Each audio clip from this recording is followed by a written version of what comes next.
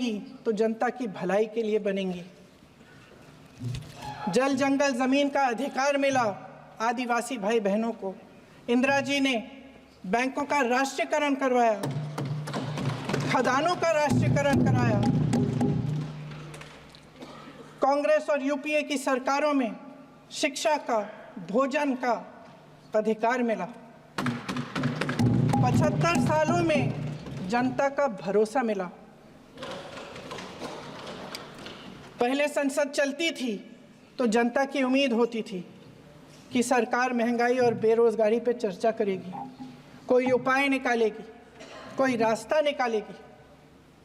लोग मानते थे कि अगर कोई नई आर्थिक नीति बनेगी तो देश की अर्थव्यवस्था को मजबूत बनाने के लिए बनेगी, तो भारतीय बाजार को मजबूत बनाने के लिए बनेगी, उनके भविष्य को मजबूत बनाने के लिए बनेगी। किसान और आदिवासी भाई बहन भरोसा करते थे कि यदि जमीन के कानून में संशोधन होगा तो उन्हीं की भलाई के लिए होगा। आप नारी शक्ति की बात करते हैं। आज चुनाव की वजह से शायद इतनी बातचीत हो रही है नारी शक्ति के बारे में, क्योंकि हमारे संविधान ने महिलाओं को ये अधिकार दिया, उनकी शक्ति को परिवर्तित किया वोट में। और आज आपको पहचानना पड़ रहा है कि महिलाओं के बिना, कि नारी शक्ति के बिना ये सरकारें नहीं बन सकती हैं। इसीलिए आज आप नारी शक्ति की बातें दोहरा रहे हैं। जो आप नारी शक्ति का अधिनियम लाए हैं उसको लागू क्यों नहीं करते? वो 10 साल बाद लागू क्यों होगा? क्या आज की नारी 10 साल इंतजार करेगी उसके लागू करने के लिए? क्या बात है, क्या बात है।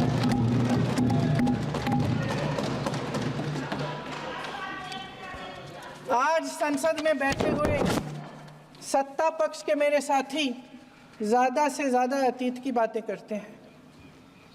1921 में क्या हुआ, कब हुआ, नेहरू जी ने क्या किया। अरे वर्तमान की बात करिए, देश को बताइए आप क्या कर रहे हैं, आपकी जिम्मेदारी क्या है? कि सारी जिम्मेदारी जवाहरलाल नेहरू की है। अध्यक्ष महोदय जी, ये सरकार आर्थिक न्याय का सुरक्षा कवच तोड़ रही है। आज संसद में बैठी ये सरकार बेरोजगारी और महंगाई से जूझ रही हमारी जनता को क्या राहत दे रही है। कृषि के कानून भी बड़े बड़े उद्योगपतियों के लिए बन रहे हैं। सही एमएसपी को छोड़िए, डीएपी तक नहीं मिल रहा है।